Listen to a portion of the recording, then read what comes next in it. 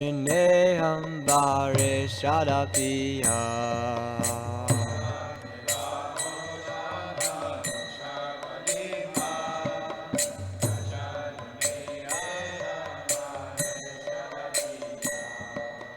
Idam Teva Purnata Gopala Bala Sada Me Manasya Vir Ashtam Kimanyay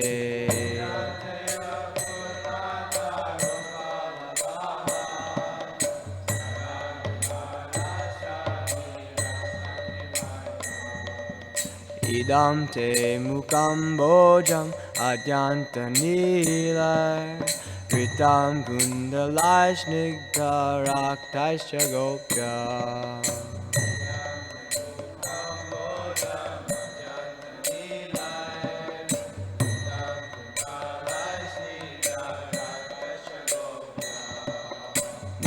Muhushumbitam bimba raktadarame Manasya virastam alam lakshalabhai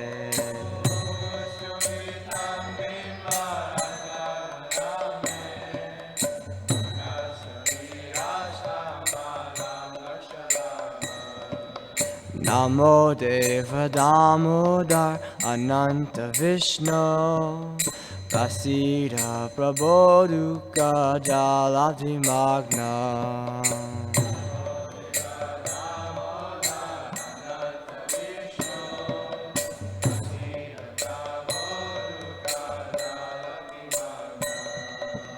Vipadishti Vishyati Dinam Bhatanu Vihare Shamamagyam Edakshi Dishya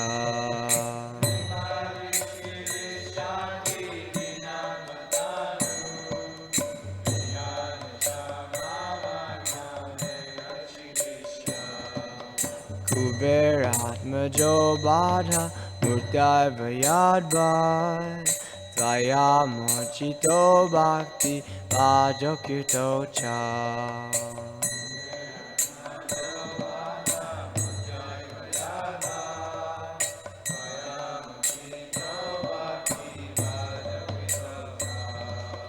Tata Prema Bhaktin Sakam Me Prayacha Namokshe Gaho Mesti Damodareha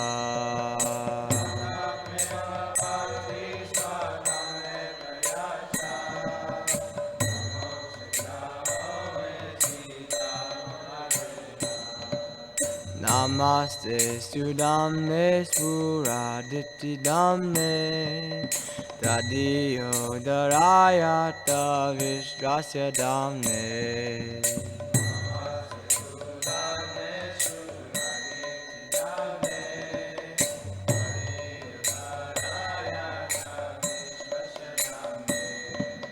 Namo Radhikaya Tvariya Priyaya Namo Nanta Lilaya Devaya Tubhya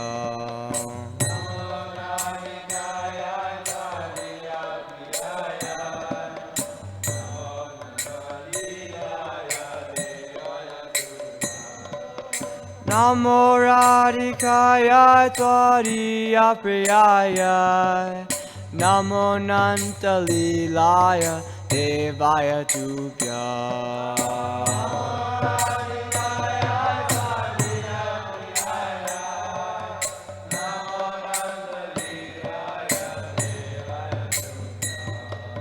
Namo Radhikaya Tvariya Priyaya Namo Nanta Lilaya Devaya Tubhya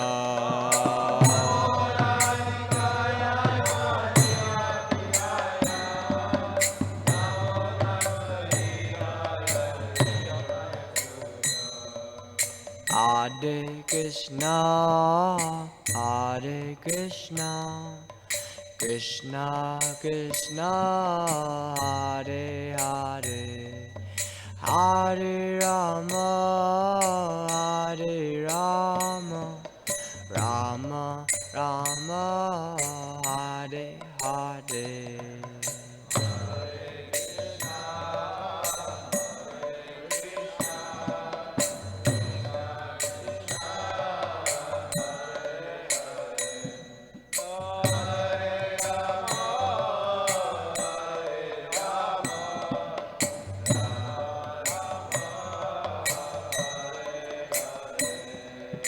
Hare Krishna, Hare Krishna, Krishna Krishna, Hare Hare, Hare Rama, Hare Rama, Rama Rama, Hare Hare.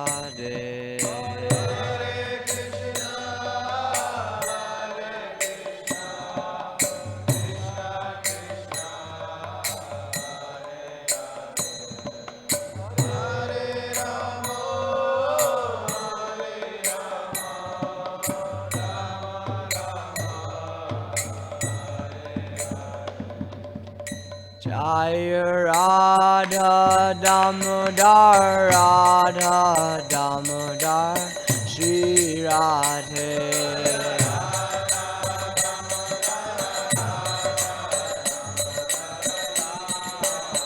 Jaya Radha Damodar, Radha Damodar, Shri Radhe.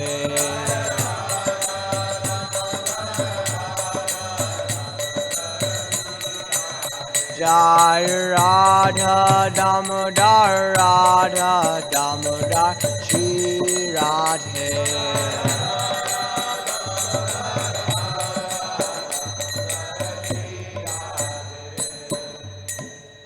To the Supreme Controller, who possesses an eternal form of blissful knowledge, whose glistening earrings swing to and fro, who manifested himself in Gokul, who stole the butter that the gopis kept hanging from the rafters in their storerooms, and who then quickly jumped up and ran in retreat in fear of Mother Yashoda, but was ultimately caught. To that Supreme Lord Sri Damodar, I offer my humble obeisances. Upon seeing his mother's whipping stick, he cried and rubbed his eyes again and again with his two lotus hands. His eyes were fearful and his breathing quick, and as Mother Yashoda bound his belly with ropes, he shivered in fright and his pearl necklace shook. To this Supreme Lord, Sri Damodara, who is bound with his devotee's love, I offer my humble obeisances. Those super excellent pastimes of Lord Shri Krishna's babyhood drown the inhabitants of Gokul in pools of ecstasy. To the devotees who are attracted only to his majestic aspects of Narayan in Vaikuntha, the Lord herein reveals, I am conquered and overwhelmed by pure loving devotion. To the Supreme Lord Damodar, my obeisance is hundreds and hundreds of times. O Lord, although you are able to give all kinds of benedictions, I do not pray to you for liberation, nor eternal life in Vaikuntha, nor any other boon. My only prayer is that your childhood pastimes may constantly appear in my mind. O Lord, I do not even want to know your features, Paramatma. I simply wish that your childhood pastimes may ever be enacted in my heart. O Lord, the cheeks of your blackish lotus face, which is encircled by locks of curling hair, have become reddened like bimba fruit due to Mother Yasoda's kisses. What more can I describe than this? Millions of opulences are of no use to me, but may this vision constantly remain in my mind. O unlimited Vishnu, O Master, O Lord, be pleased upon me. I'm drowning in the ocean of sorrow and I'm almost like a dead man. Please shower the rain of mercy on me, uplift me and protect me with your nectarian vision. O Lord Damodar, in your form as a baby, Mother Yashoda bound you to a grinding stone with rope for tying cows. You then freed the sons of Kuvera, Manigriva, and Nalakuvara, who were cursed to stand as trees, and you gave them the chance to become your devotees. Please bless me in the same way. I have no desire for liberation into your effulgence. O Lord, the entire universe was created by Lord Brahma, who was born from your abdomen, which was bound with rope by Mother Yasoda. To this rope I offer my humble obeisances. I offer my obeisances to your most beloved Radharani and to your unlimited pastimes.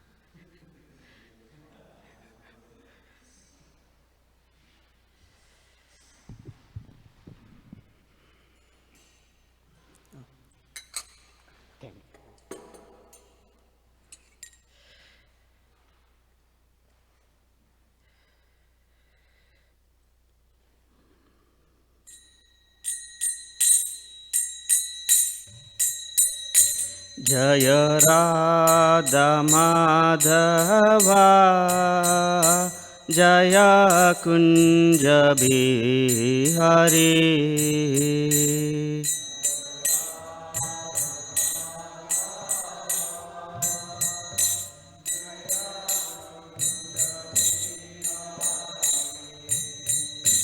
जय राधा माधवा जय कुञ्ज बिहारी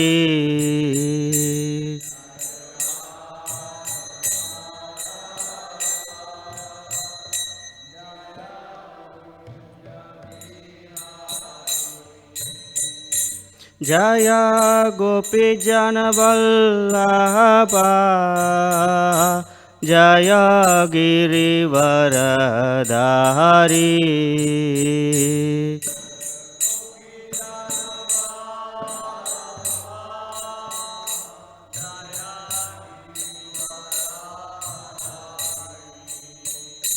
जय गोपीजनवल्लभा जय गिरिवरधारी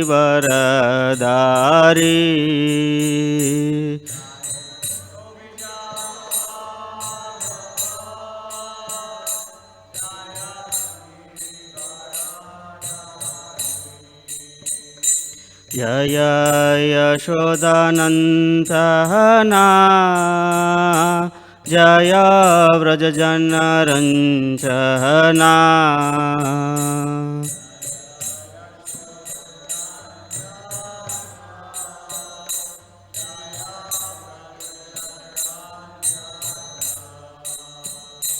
जय यशोदानन्दना जय व्रजजनरञ्जना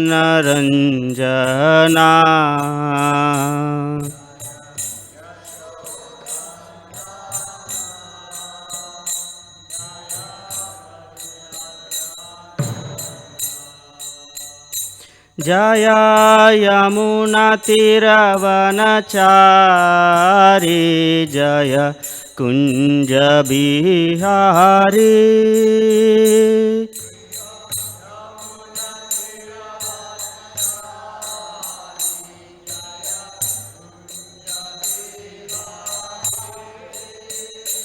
जय यमुनातीरवनचारी जय कुञ्ज बिहारी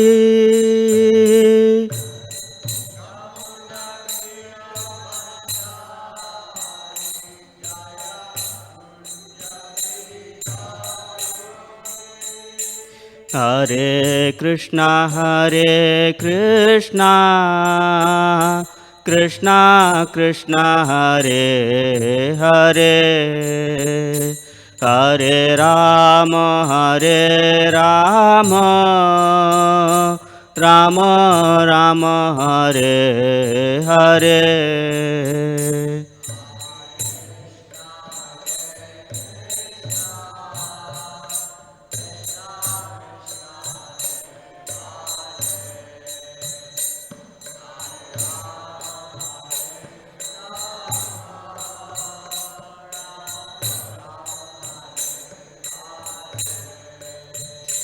हरे Krishna Krishna Krishna Hare Hare Hare Ram Ram Ram Hare Hare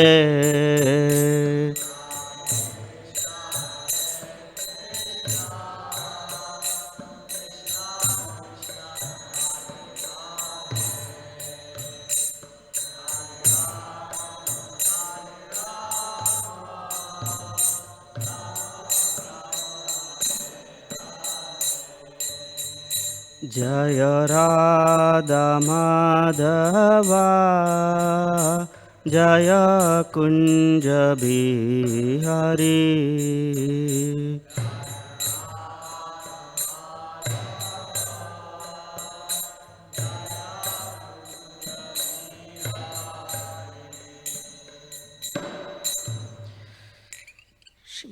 Bhagavatam ki jai. Srila Prabhupada ki jai. Om Namo Bhagavate Vasudevaya.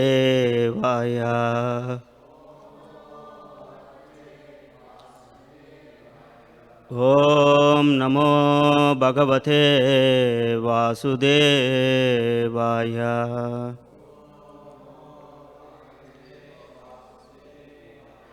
Om Namo Bhagavate Vasudevaya.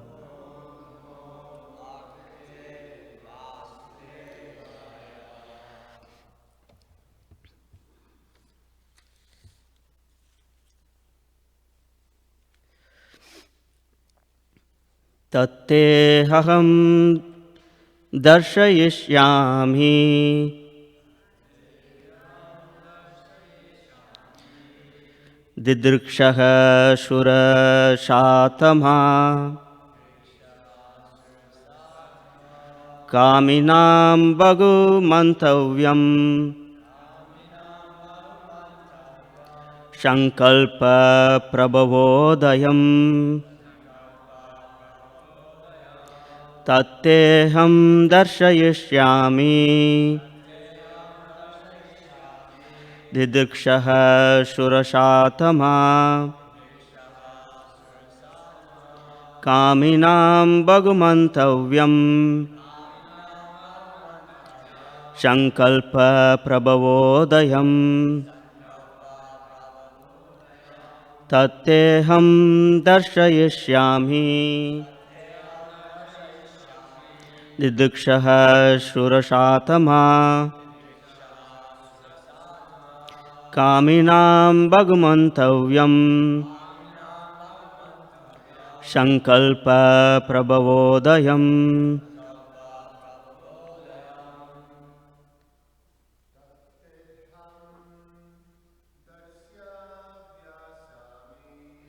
Teham darshayishyami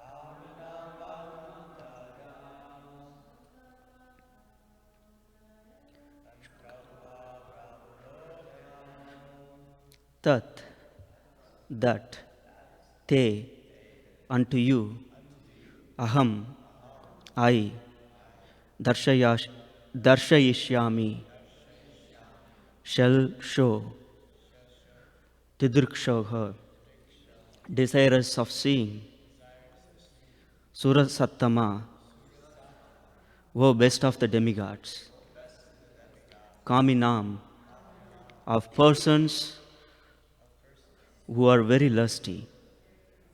Bahu, very much. Mantavyam, an object of adoration. Sankalpa, lusty desires. Prabhava Udayam, causing to be strongly aroused. Translation by His Divine Grace Srila Prabhupada. O best of the demigods, I shall now show you my form that is very much appreciated by those who are lusty.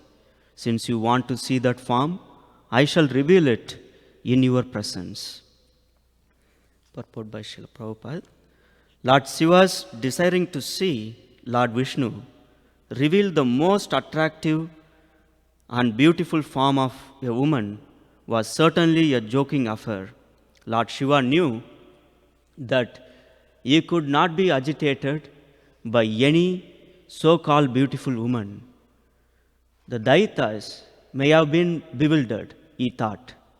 But since even the demigods could not be agitated, what to speak of me, who am the best of all the demigods? However, because Lord Shiva wanted to see Lord Vishnu's form as a woman, Lord Vishnu decided to impersonate a woman and show him a form that would immediately put him in an ocean of lusty desires.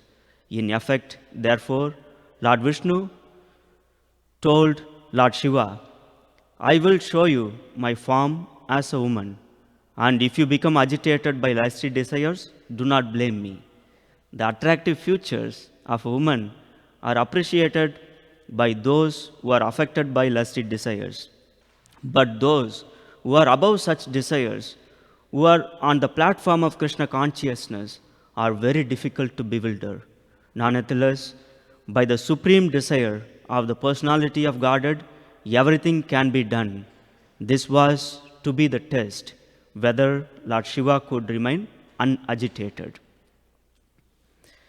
Om Ajnanatimirandasya Jnananjanashalakaya Shakshur Unmilitam Yena Tashmai Shri Gurave Namaha Shri Chaitanya Manobishtam Stapitam Yena Bhutale Swayam Rupa Katamayam Tatatishva Patantikam Ye Krishna Karuna Shindo Dinabandho Jagatpate Gopesh गोपिका कांत श्री राधा कांत नमोस्तुते तप्त कांचन गौरांगी श्री राधे वृंदावनेश्वरी वृषभानुश्रुते देवी प्रणमामि हरिप्रिये वाञ्छाकल्पतरूपस्य कृपा सिन्धुभ्यैव च पतितानां पावनेभ्यो वैष्णवेभ्यो नमो नमः जय श्री कृष्ण चैतन्य प्रभु नित्यानंद श्री अद्वैत गदाधर श्रीवासदि गौरभक्तवृंदा हरे कृष्णा कृष्णा कृष्णा हरे हरे हरे राम राम राम हरे हरे मूकं करोति वाचालं पंगुं लंघयते गिरिं यत्कृपातमहं वन्दे श्रीगुरुं दीनतारणम्.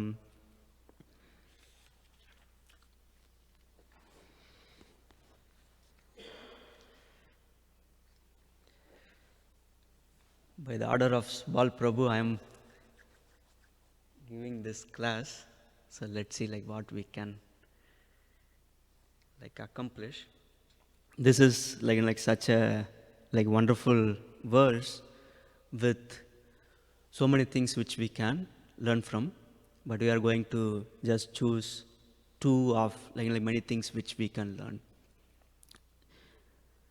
The first one is the nature of the lust itself. Even when someone is at an highly elevated position, still they can be succumb to lust.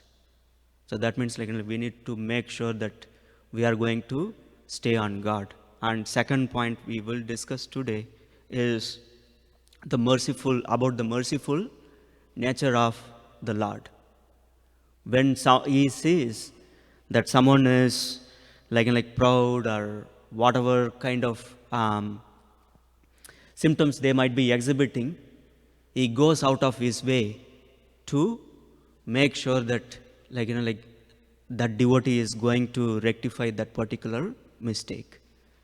So in a year, the Lord is going to take a beautiful form just to instruct Lord Shiva that how it is very easy to succumb to lust, because Lord Shiva is thinking here that I'm the greatest of all the demigods. He is feeling proud, so he is trying to teach him a lesson, if you will. But at the same time, we need to understand the unique position of Lord Shiva. Lord Shiva is just he is not different from Lord Vishnu, because he is nothing but a expansion of the plenary portion of Lord Krishna. So in some sense we can say that there is no difference. But at the same time, different exalted devotees, they are put into a situation where just to teach the mass of people, they try to take a much inferior position. Because we always hear the saying that Lord Shiva is the greatest of all the Vaishnavas. He is the best among all the Vaishnavas. And he is a pure devotee. And in many scriptures it is mentioned that when someone is a pure devotee, they cannot fall down. Then how can we understand that Lord Shiva is exhibiting the pride, and maybe later on we will see how he was subjected to these lusty desires. How to understand that, because many times things happen because of the Lord's will. To teach the general mass about a particular point, he just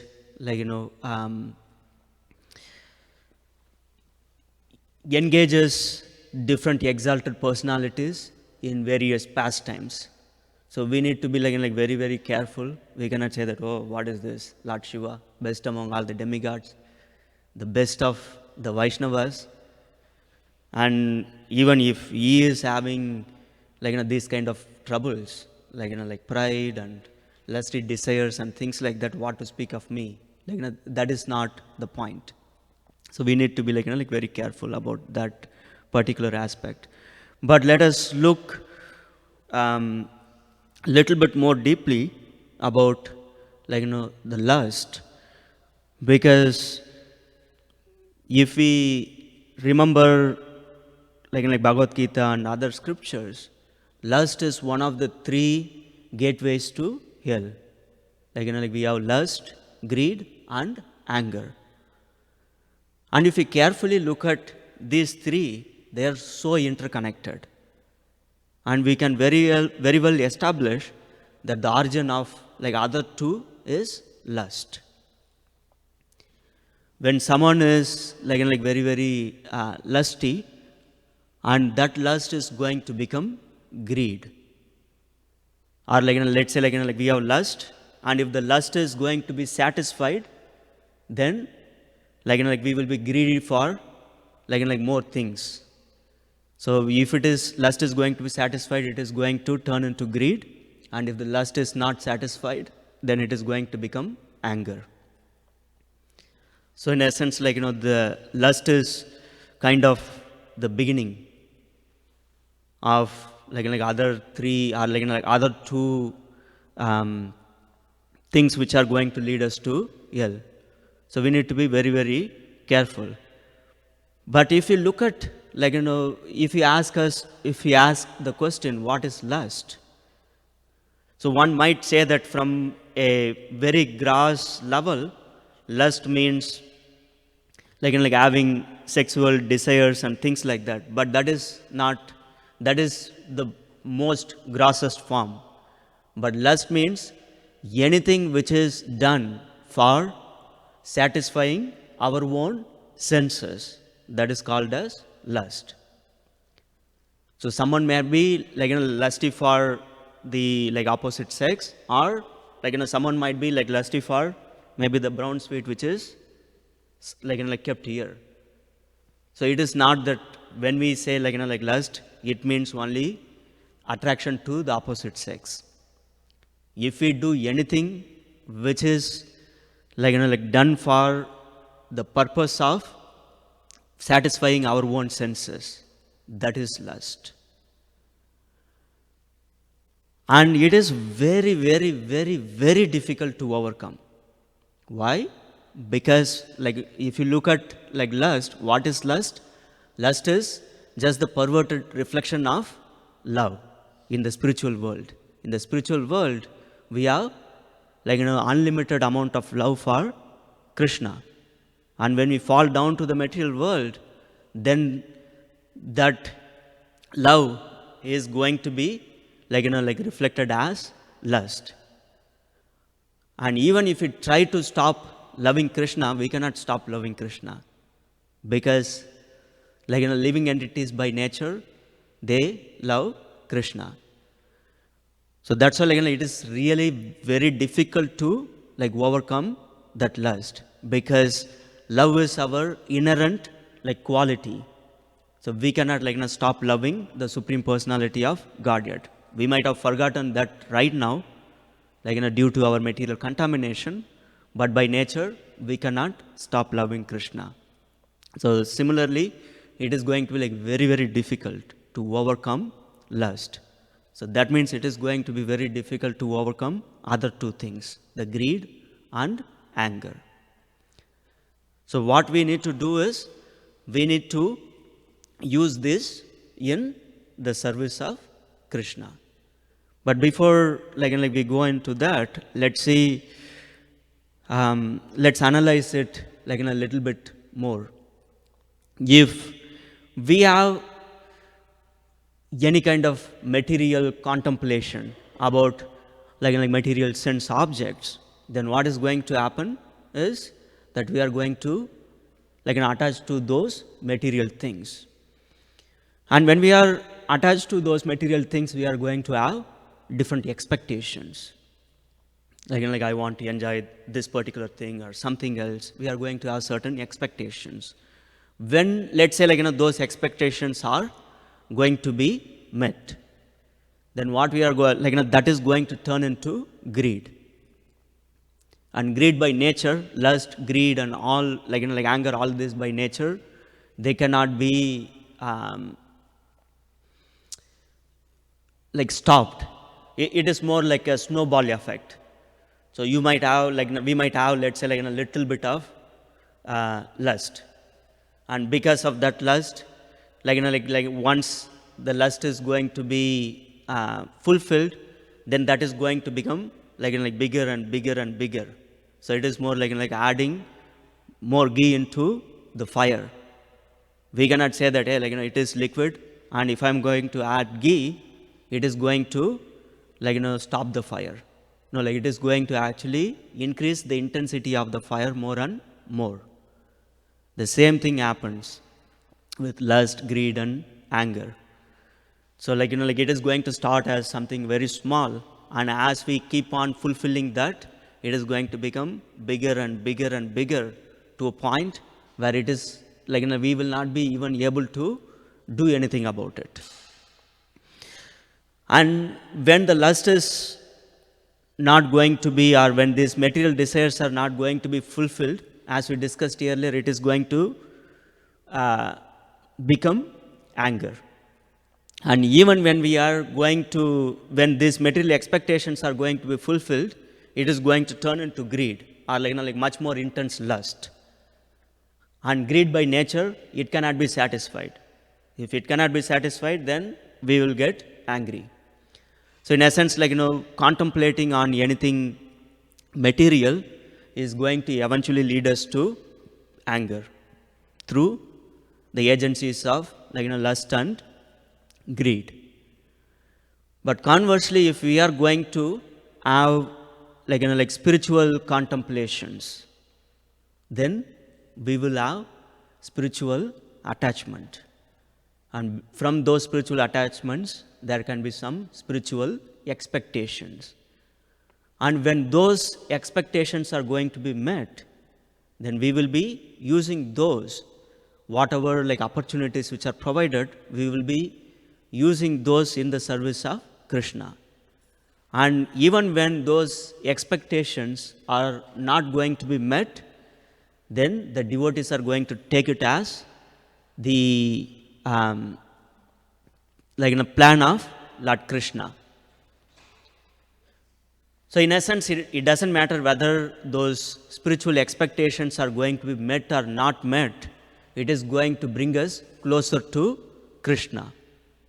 But if we are having that material attachments or material expectations, it is going to push us away from Krishna. That's why many times these things are called as pushings. Typically we don't push ourselves, right? If someone is going to push me from behind, I don't have any control. The person who is behind me, who is pushing, they are in control. So these things are called pushings because whenever we do anything, any kind of sinful actions, there are various side effects, if you will. If someone is going to involve in any sinful activity, obviously they are going to get some reaction. Those reactions are twofold, but anyways, I don't want to go into this. So we get some reaction, either which is manifest or not manifest, and there are also things which are called kutam and bijam. In essence, there is going to be some propensity to commit the same kind of sins are going to be embedded into our mind. Then what is going to happen is that we are going to be habituated in such a way that we are going to be involved in same thing again and again. Maybe let's say I'm stealing. The first time when I steal, I may feel that really bad. Oh, it is not good, but I'm doing this. It might be fine. But after second time, third time, fourth time, 10th time, like that, there is going to be the propensity to steal is going to be embedded into the mind. And because of this, the propensity is going to, in essence, become stronger and stronger. That is going to push me to steal more. So after some time, I don't even need to think that, oh, let me plan to steal something. Whenever the circumstances are right, because the mind is habituated because of these propensities, we will be pushed to steal things. So that's why these are called pushings. So after some time we don't have any control over. So we need to be very, very careful. So in essence, instead of having that as material contemplation, we need to have spiritual contemplations. That's why Srila Prabhupada instituted morning Srimad Bhagavatam classes and in the evening Bhagavad Gita discussions and other forums where we can come together and hear. So what is the advantage? So when we hear, we are going to contemplate about whatever we discussed. And those contemplations are going to be very, very good because mind has three functions. We need to, first one is thinking.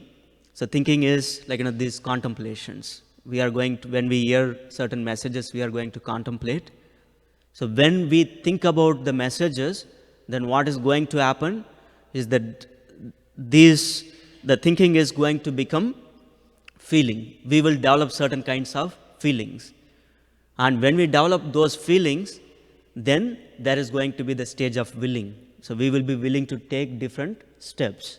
So that's why it is very, very important to hear like spiritual topics and contemplate on those. But it doesn't mean that just let's say me sitting here and discussing something, or you sitting on the other side and listening, is going to be equivalent to contemplation. So we need to really understand and assimilate whatever is discussed, and we need to see how we can apply this in our own lives. So most of the contemplation is going to in essence, these discussions are going to be the starting points. Then throughout the day, if we are going to contemplate on the message, then only we will be able to use this much more positively. And earlier we did discuss that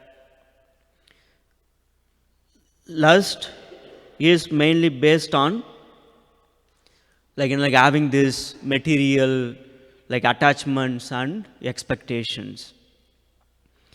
And if you see everything in the world, we do it because of lust.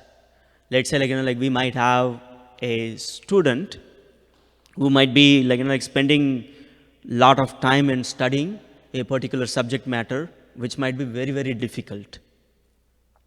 Most of the times, it is not that the student is very eager to gain some knowledge, that's why they are studying.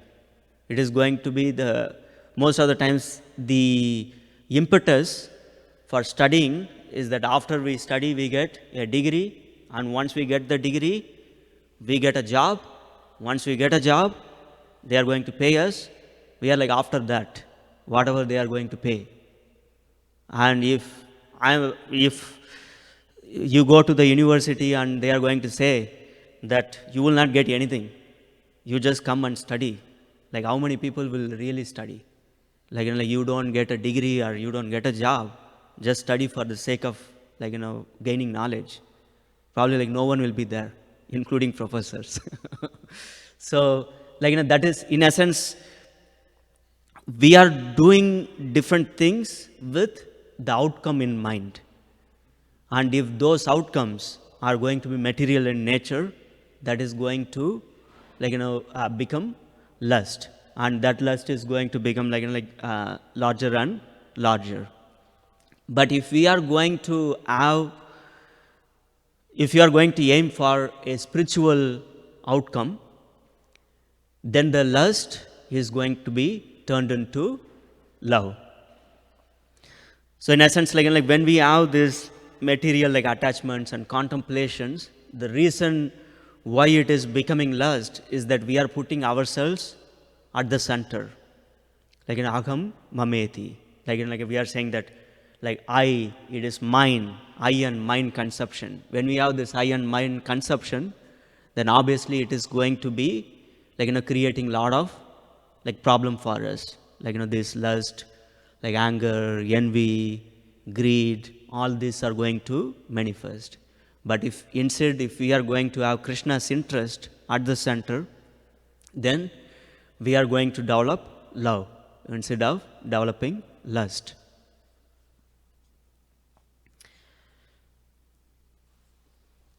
And then one might ask a question, what can we do to make sure that we overcome lust? As we already discussed, it is very, very difficult to overcome. Some of these are very, very subtle in nature.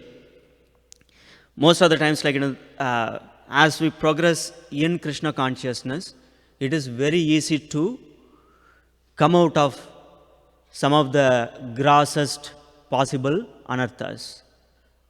But if some anartha is going to be very subtle in nature, it is going to be much more difficult to overcome those.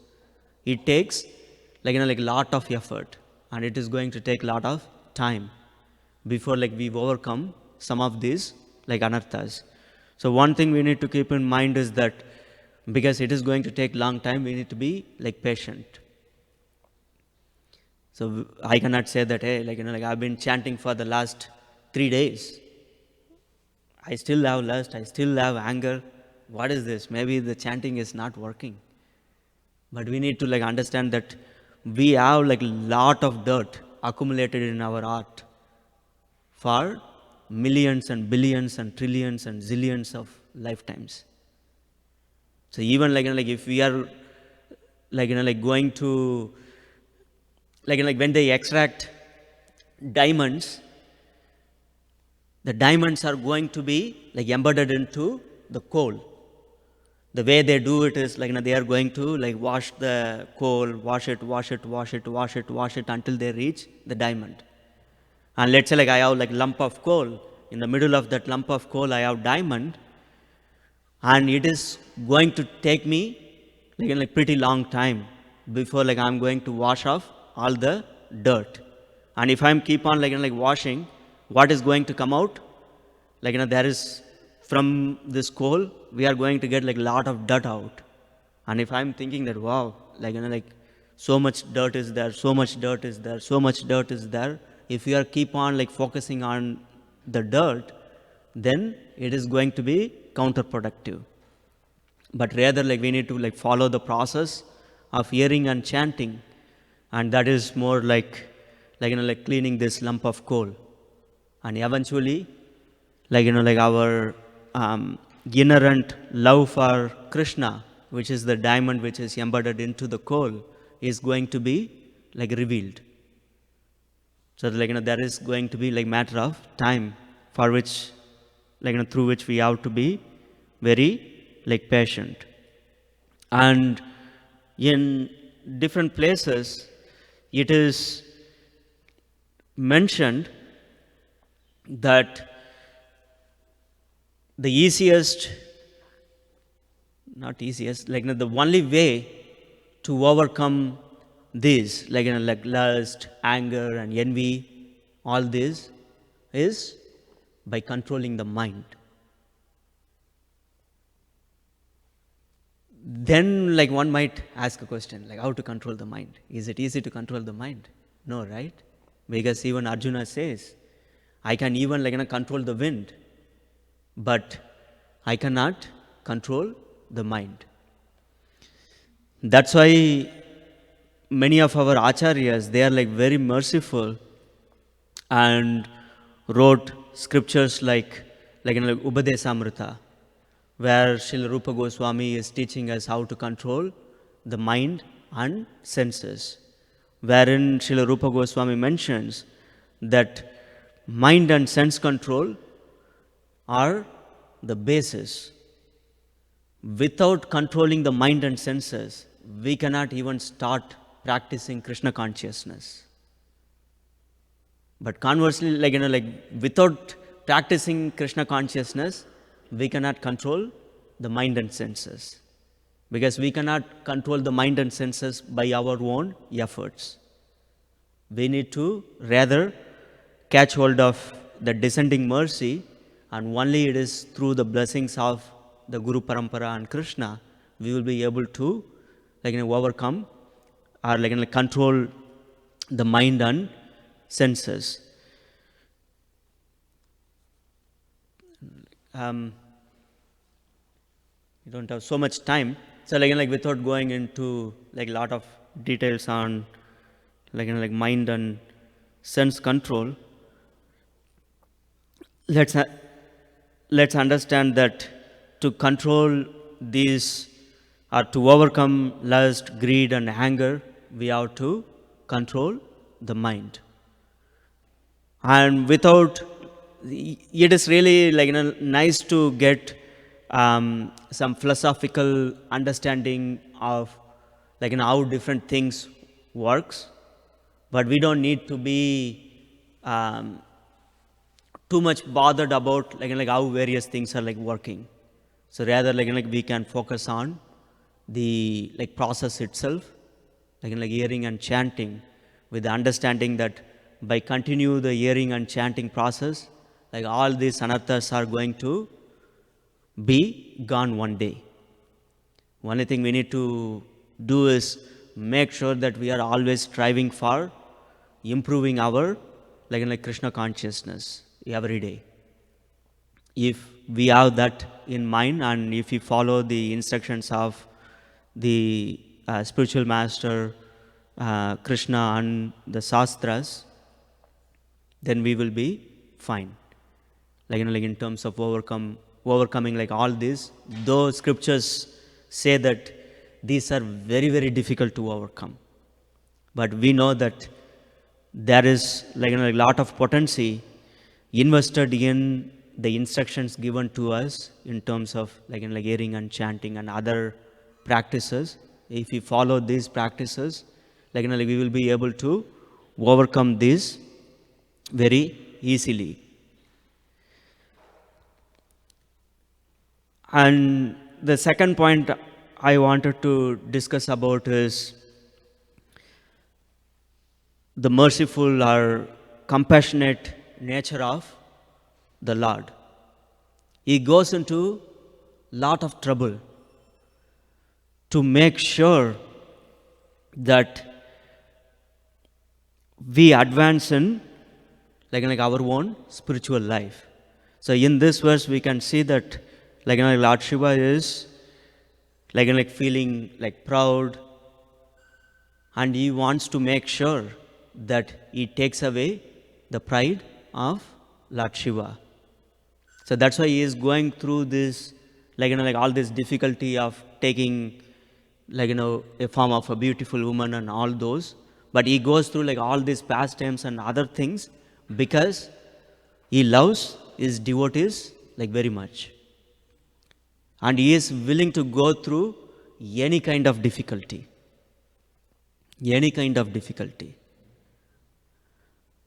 So that is like one thing. Then one might ask a question, yeah, like it is fine, Lord Shiva is like very dear to Lord Krishna, so he is going through like all those difficulties. I don't think I am that dear to Krishna, so maybe he is not going through like any difficulty, but he is going through like so much of like difficulty. So in here, like Lord Krishna is personally appearing to Lord Shiva, but to us he is personally like appearing to us through the holy names. If you just like think of like how much difficulty Lord Krishna might be like subjecting himself to, if we are going to like chant, like he is non different than the holy names, and we like many times we don't like pay attention. We say like Hare Krishna, what is this noise? Then then we are so much distracted and that and this and whatnot. It is more like like we are inviting, let's say, the president of a country, like such a like advanced like are not such an important person. We invite him or her, and then when they come and sit and talk to us, if we are not paying attention to that person and then like going and talking to the servant or to the dog or whatever it is, then it is going to be a great insult. But that's what like many times we do. Though Lord Krishna is non-different from the holy names, if we don't pay attention, we are insulting him. But he is so merciful. He is tolerating like all this. He is going through so much of like dirty things, so many like austerities. Let's think about like when we chant, Lord Krishna is dancing in our tongue. He is like dancing in our hearts. How dirty it is. Like both externally and internally. But he is still coming. He is still like trying to make sure that we are going to like advance in our own Krishna consciousness, so that we can like go back home to Godhead. So because of that, he is subjecting himself to like various difficulties, personally or through the spiritual master and the Guru Parampara. Like like if you see this, many of the devotees, they travel so much. Like especially if you see the sannyasis, one day they will be here, the next day they are like somewhere else.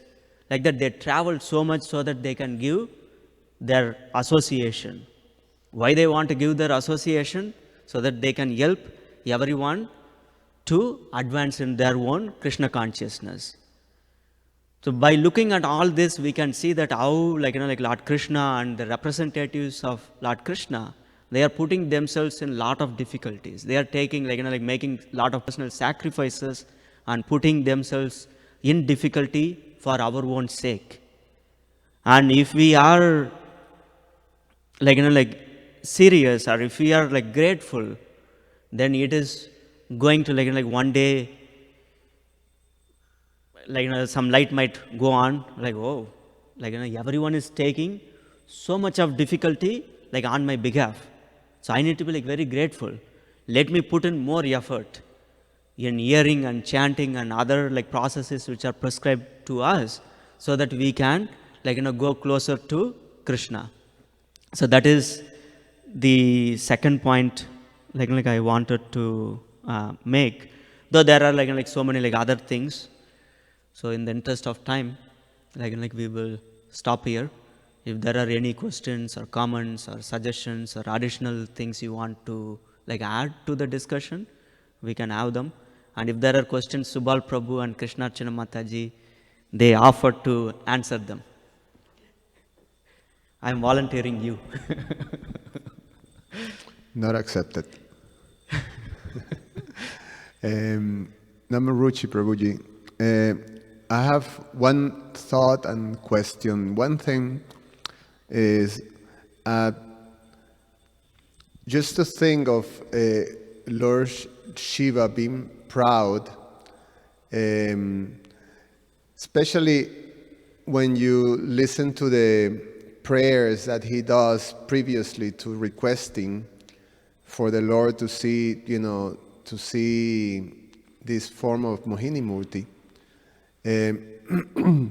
It's difficult to put together because he does put himself in a position, in a humble position of approaching the Lord. In fact, he said something like, to understand him, not even Lord Brahma, himself, are able to fully understand him, what to speak of. So, in one sense, so that is, it's difficult to put them together, like he's approaching the Lord with, I can handle this, or, it is not in a challenging way, which will be if he's proud, I want to, see if, you can do something to me or something, I don't know. I think it's particularly something similar to when Arjuna asked Krishna to show the universal form. In one sense, Arjuna didn't need that to be convinced that Krishna is the Supreme Personality of Godhead. He already had declared it, before asking that, he is the Supreme Personality of Godhead. So, but he wanted, the explanation is that he wanted to make sure that the world, those who don't believe, they can see that, the potencies and the glories of Krishna as the Supreme Personality of Godhead, and establish it, forever like that. And the fact that when he experienced it, he was affected, was quite affected, to the point that he freaked out.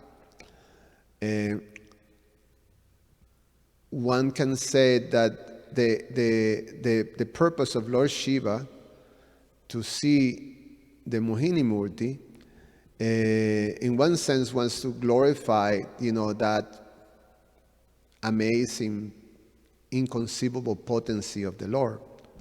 Because in one sense, you see, there is the form of Mohini Murti the demigods who were seated there, it is explained that they were not bewildered. But now in this pastime, we're going to see that Lord Shiva becomes quite bewildered. So one can say, well, Lord Shiva may approach, confident that, well, the demigods, I'm the best of the demigods, Mahadev, they didn't become bewildered, so I just want to see it. I didn't see it, or something like that. One may think, he's very confident. But with putting together the prayers and how the Lord Vishnu just go and smile but gravely is explained. Prabhupada highlight this. The Lord thinks, okay, how I'm gonna fulfill this request of Lord Shiva.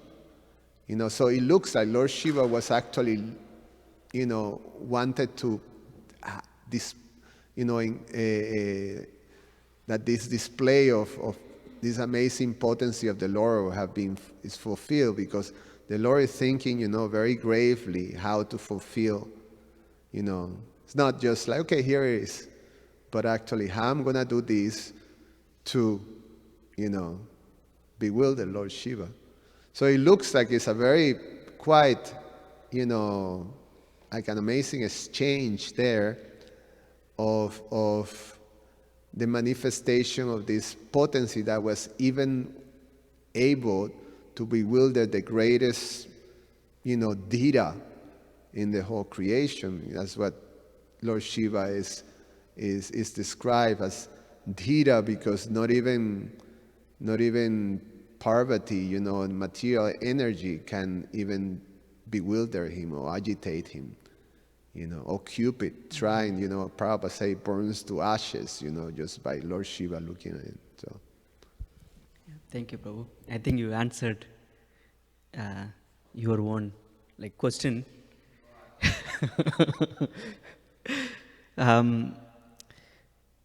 So whenever we have any pastimes with great personalities, we need to understand it as the pastimes of the Lord. Because here Lord Krishna wants us to understand that even at an elevated, so advanced stage, one can be very easily succumb to some of these, very subtle anarthas.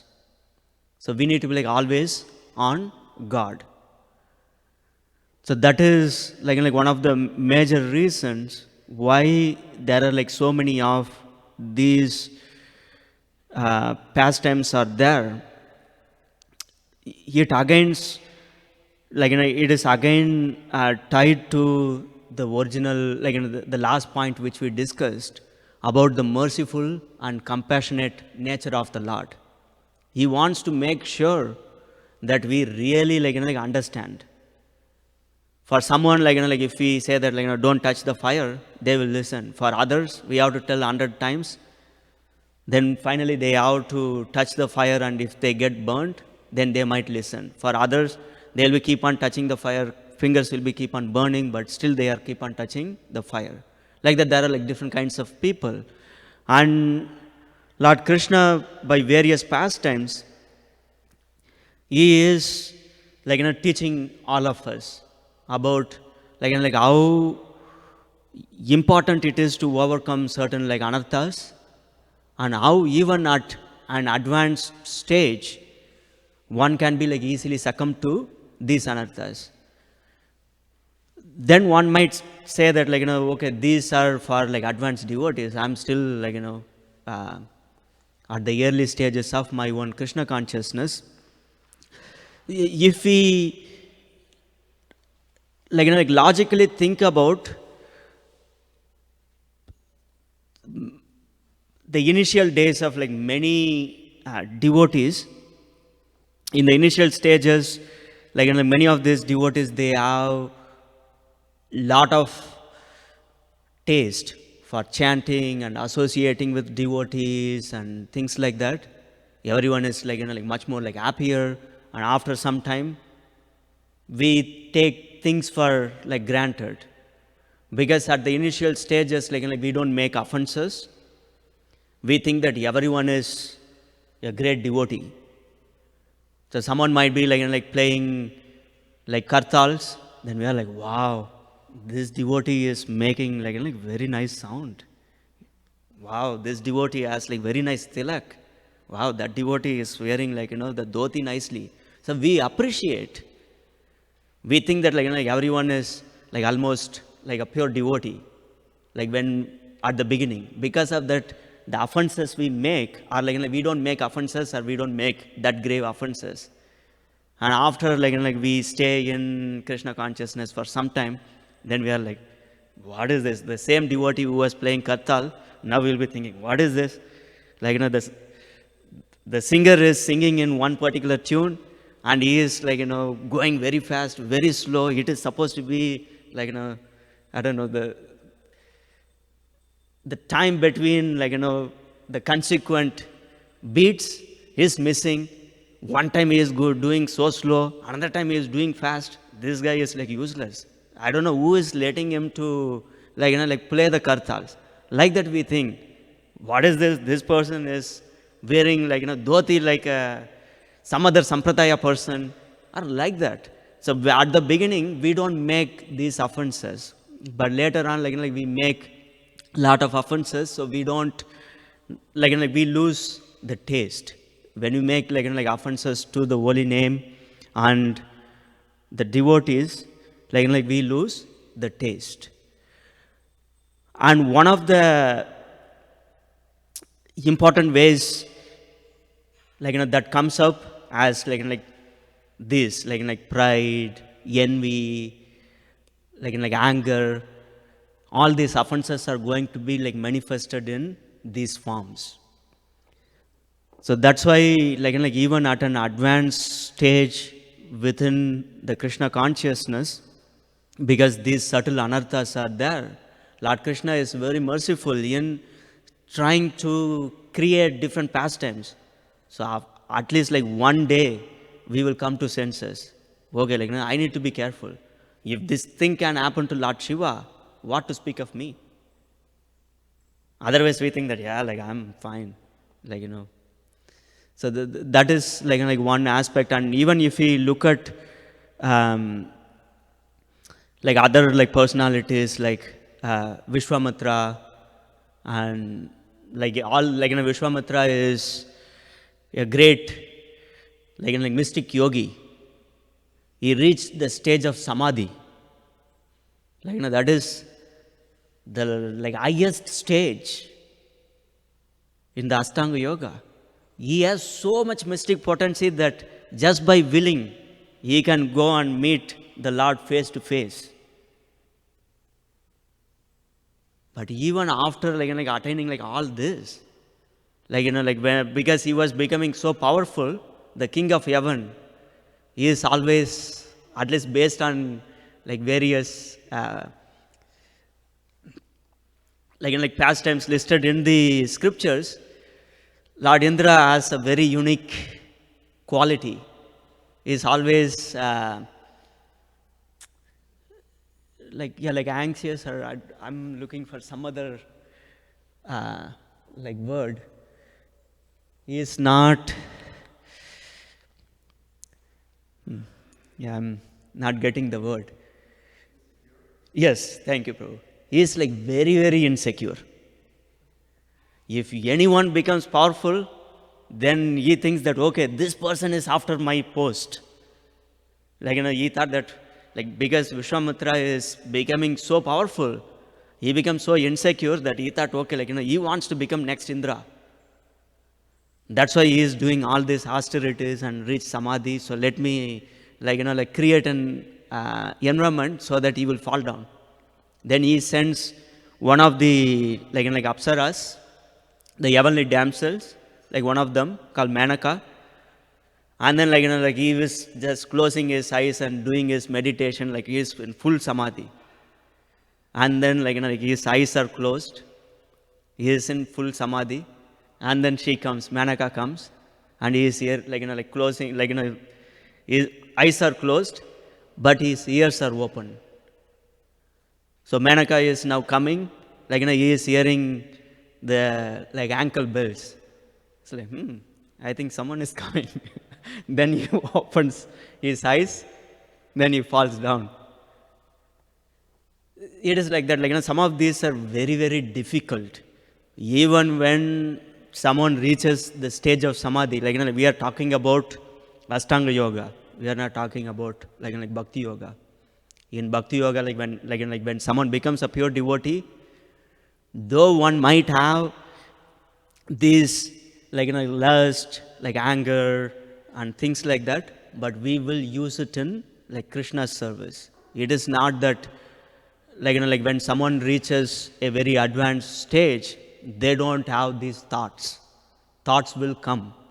But what differentiates a devotee from non-devotee is whether we are acting on that particular impulse. And even if we act on that particular impulse, how we are acting is going to determine whether someone is a devotee or not a devotee. If if we look at for example Hanuman, he was using anger in the service of Lord Ramachandra. It is not that he is saying, oh, anger is a bad quality. Anger will be there. But instead of using anger for serving our own selves, we need to use the anger to serve the Lord. And same thing with lust and greed and all those, we can use this in the service of the Lord. We can be greedy for chanting more. We can be lusty for chanting more. If we hear from in the scriptures, different devotees, they say that, hey, why I have just two eyes, or like gopis were saying that, why Lord Brahma is not a very good creator. He put the eyelids. Because of that, I have to close my eyes once in a while. So during that time I cannot see Krishna. So he is not that intelligent. Because he put eyelids, so we can close the eye, eyes. And other devotees, they are saying hey, why just 1 round or 2 round or 16 round or 64 rounds? Why not chant continuously? Like that, many devotees they exhibit that greed and lust for satisfying Krishna. So we can use all this in Krishna's service. Anyways, it is a side point, but going back to Subal Prabhu's question, whenever any great personality is involved, we need to understand it as the pastime of the Lord.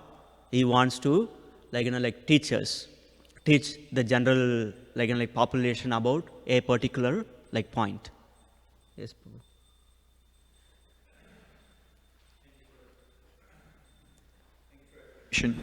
You told that at the higher stages, let's say we talk about Ashtanga yogis, Ashtanga yoga is a stage just before the devotion. They are at a very high platform. So at that platform also, the people do have anger, right? That's what you say. So how can we understand this? Because Ashtanga yoga is a platform, just a step very close to the devotional service. So that means a person who is going in the devotion at the stage of nishtha also, or the stage of some higher. So my question is, what level of bhakti the real anger goes away? At the final stage, there is going to be anartha in all the stages, until someone reaches prema. So even the stage before prema, there is going to be anarthas, but those are going to be very, very small. It is more like a um, it is like an exponential like function. Anyways, because I'm a faculty, I always try to talk about these kind of things. Like, it is an exponential function. If, let's say, like, I don't know whether there is a unit for like anger. Let's say, like, there is some unit. I have 1 trillion units of that anger. To get a 90% reduction in that anger, like, from 1 trillion, now I get 100 billion, right? 100 billion units. So if you look at the magnitude, actually, like, the anger like went away so much. So in all these stages, the magnitude is going to be like keep on decreasing. But from like 1 trillion to come to 1 or 0, it is going to take long time. Exponential function, like, like as explained in the mathematics, like, you can, it is like almost impossible to get to 0. You can approach 0. That's why, like until like we reach the stage of like prema, there is going to be like anarthas.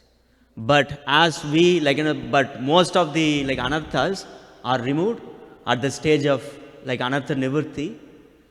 But still there are like trace amounts of this, like anger, envy, greed, like especially like envy, because we fall down from the spiritual world because we are envious to Krishna.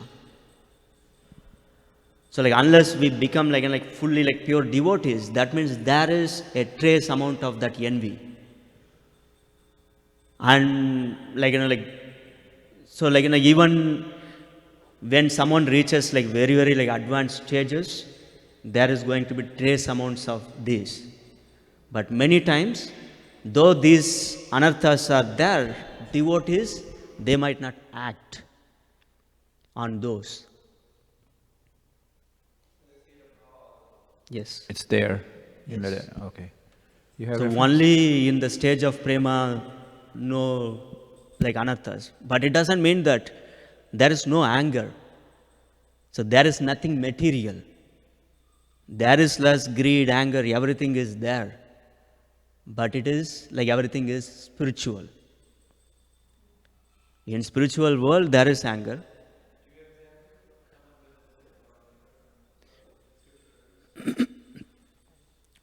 Yes, Prabhu. In Nectar of Instruction, there's 3 examples of anger in the Lord's service. Mm-hmm. And they're all related to this. In Nectar of Instruction, there's three examples of anger in the Lord's service, and they're related to, they're appropriately expressed against those who blaspheme the Lord or devotees of the Lord. One example was when Jagai and Madai smashed the pot on Lord Nityananda's head, then Lord Chaitanya became angry because they offended the devotee. The other time was Hanuman setting fire to Lanka because they were offending the Lord. And then the other example is Krishna entices Arjuna to fight on the battle of Kurukshetra. And this is anger used in the Lord's service. And he's also mentioning that to perform that duty of fighting, some anger is necessary, but then it's on the transcendental platform because it's a matter of performing his duty to serve Krishna. And again, because those on the other side are actually offending Krishna. Yeah, thank you, Prabhu. And because we have Lord Damodar there, so even if you contemplate on this particular pastime of Lord Damodar, there is anger. When because Mother Yasoda, she went to attend to the boiling milk. Now Lord Krishna, he became angry. She was feeding him and then she left him and she went to attend to milk. He's like, hey, am I important or the milk is important? So he gets angry he goes and like eats with the stone the parts which has the butter, and then he's taking the butter, eating the butter, and feeding the monkeys. So he exhibited anger. Then Mother Yasoda sees this, and she gets angry. What is this? As a mother, she wants to make sure that her child is going to be well behaved. So she gets angry and then punishes him. So there is anger. In spiritual world also, there is anger. But how the anger is expressed is different. The Lord exhibited his anger so that he can perform this particular pastime. So he can deliver the sons of Kuvera. So whenever Lord exhibits his anger, he has different purposes in mind.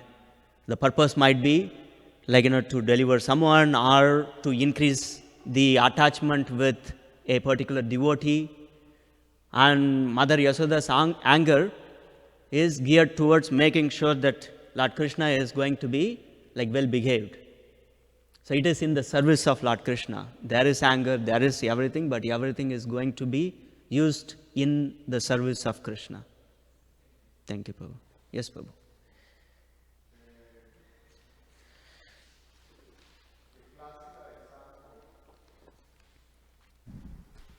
The classical example of someone elevated to the position of Bhava, that, as you said, pointed out correctly, you can fall down even from the position of Bhava, which is right before Prema, is Bharat Maharaj.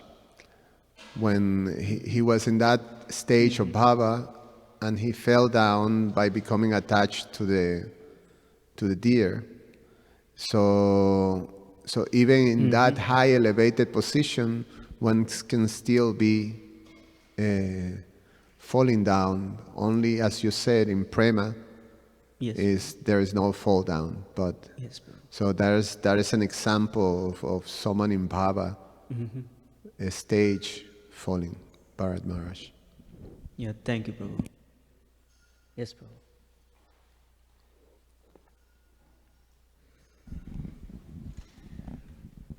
It says in the purport, Lord Krishna tells Lord Shiva, I will show you my form as a woman, and if you become agitated by lusty desires, do not blame me. So he became agitated, but the other demigods didn't. But that wasn't a material form, like mucus, bile, and air. So that's not to be confused. Thanks to you for your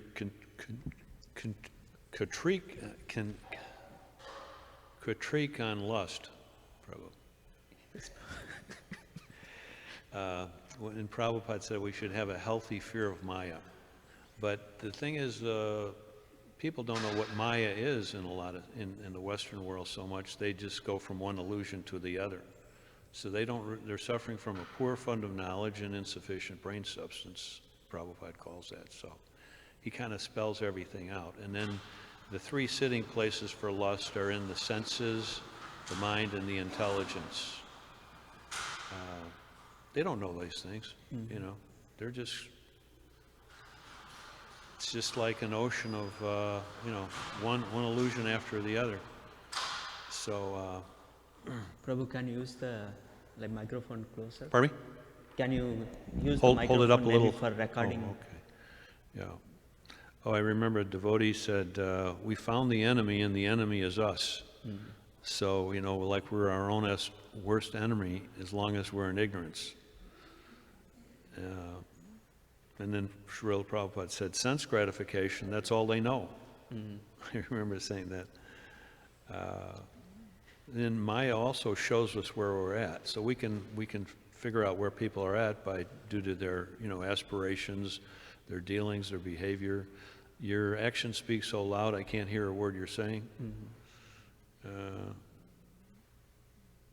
Oh, and then I remember, I think it was Winston Churchill, he said, some people stumble upon the truth, but then they keep going.